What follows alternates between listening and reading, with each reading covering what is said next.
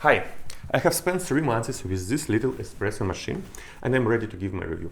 This is a new Delonghi Linea Classic, which became available on some markets, at least Germany and North America, in 2025. And as far as I know, it should gonna be available globally by 2026. It is also called EM450M, and that M here stands only for the color, M metallic.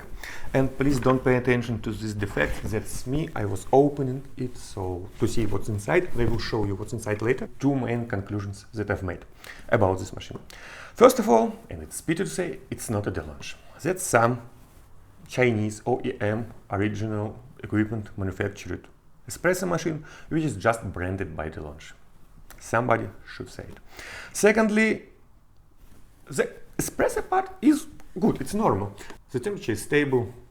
Of course, the extraction level here is a bit less than on Delonghi Dedica, and I will show you it later. But still, it's okay, it's good. However, I would not recommend it for cappuccinos, because first of all, the steam vent is not very good. Also, the waiting time between coffee and the steam is the norm, so it takes a lot of time to brew cappuccino. I'm not saying about brewing 2 cappuccinos in a row. That being said, let me explain it in more details. First of all, you should probably know that globally on the market there are 4 types, 4 bases of espresso machines, of budget espresso machines for home use. First one is Delonghi. This brand has its own technologies that they use in 3 lines of models. The cheapest one is Delonghi Stilosa, boiler based. The middle line is active line, also boiler based. And the most expensive, Delonghi Dedica, Thermoblock inside. That's why it's so narrow and so fast. And as I assume, they're planning to replace active line with this new Linea Classic, which, as I said, would be the Chinese espresso machine, which is a pity. So, yes, first type is Delonghi, second type is Philips Ayakagadge. They also have its own technologies that they use. Breville have its own technologies. And basically all other brands that you see on the market, especially these private label brands, they are all based on this Chinese base of espresso machine. The easiest way to distinguish them is to look on the portafilter. And if you see something like this, you see the alloy is quite cheap, the shape is different.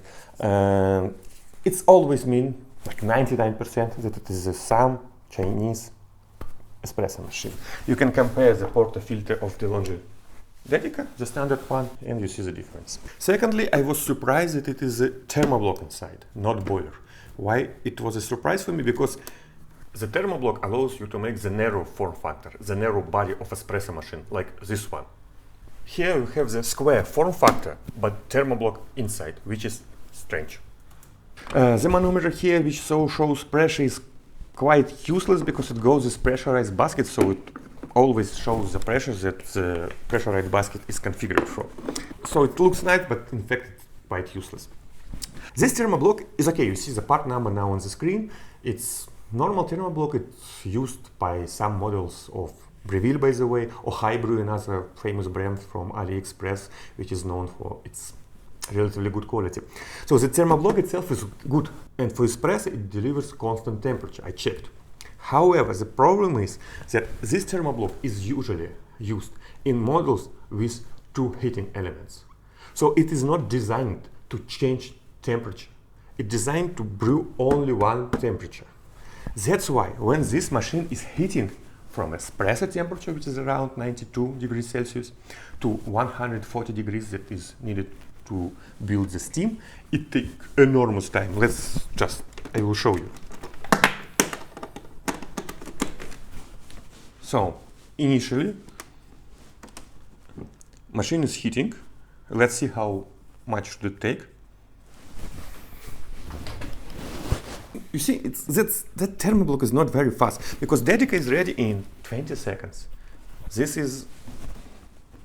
No, I will put the timer on the video later.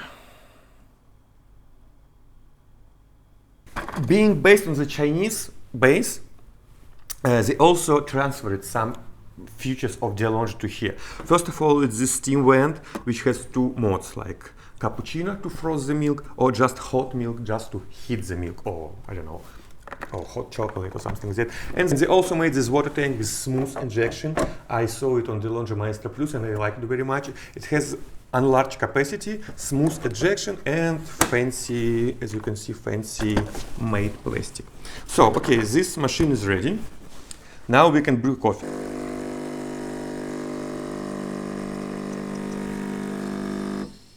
It has pulse for pre-infusion.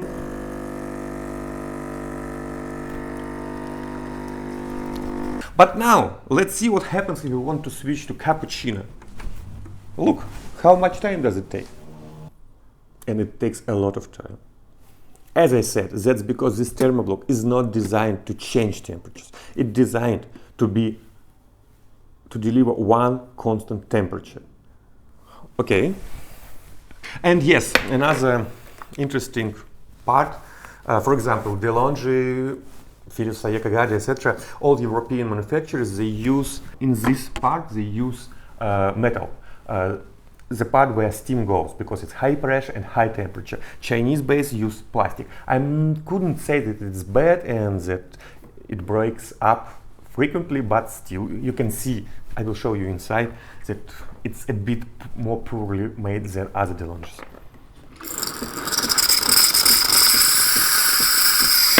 As you can see, the steam is not very strong. And it also gives all this, as you can see, look. The steam is very wet with drops of water. It's hard to froth good milk foam because you need dry steam. But now, what will happen if we will switch back to espresso? The machine will start to cool down. However, there is no bypass here to quickly cool down the water from thermoblock, which they use usually in thermoblock's model. So you switch from steam to the coffee mode, the coffee machine flush hot water, take new cold water, and it's ready to brew espresso because the temperature is dropped. And here we should wait enormous time. For example, you see, that was our first cappuccino, and here we are waiting for the second cappuccino. We just need to brew espresso first, right? But we can't make a second cappuccino after milk foaming because there is no way to force it to deliver the water and to cool it down in that way. We just need to wait till the thermostat inside this machine will show, I don't know, what it is configured for, 92 probably degrees. Of course, there is a life hack. You can make like this. This helps to drop the temperature a little and speed this process up a bit. But as you can see, it barely helps. Oh, now it's done. And so now let's test the extraction level. So for this test I have paper and pen, deep fluid, digital refractometer, this thing, I don't know how it's called in English, and distillated water. First of all, let's calibrate our refractometer.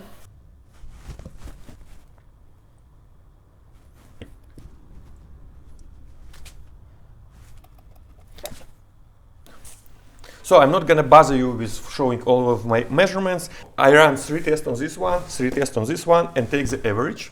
And the average on this machine, Delonghi Dedica, is 17.5% of extraction with the best result of 18.6. And here we have average 15.8% of extraction with the best result of 16.7.